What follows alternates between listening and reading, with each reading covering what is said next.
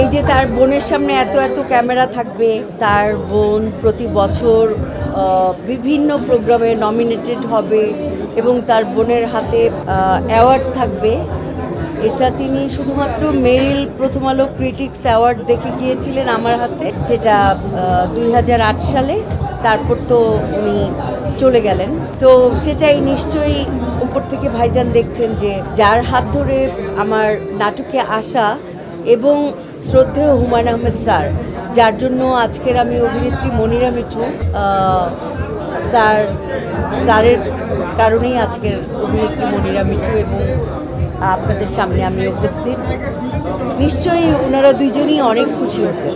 নিশ্চয়ই থাইল্যান্ডে চলে যাচ্ছি 30 তারিখে, অনেকগুলো নাটকের কাজ করব, আপনারা দোয়া করবেন। আমার একটু হোম সিকনেস আছে আর কি, আমি বাসা থেকে সহজে দূরে যেতে চাই না, তো দোয়া করবেন। ব্যাচেলার পয়েন্ট তো দীর্ঘ 8 বছর ধরে চলছে।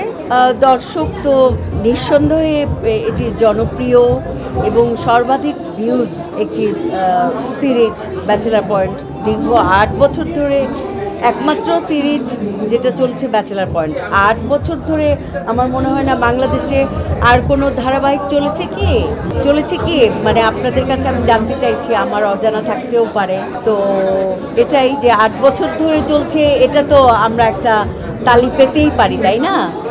পরিচালক এটার জন্য নিঃসন্দেহে অনেক কষ্ট করেছেন, শিল্পীরা অনেক কষ্ট করছি।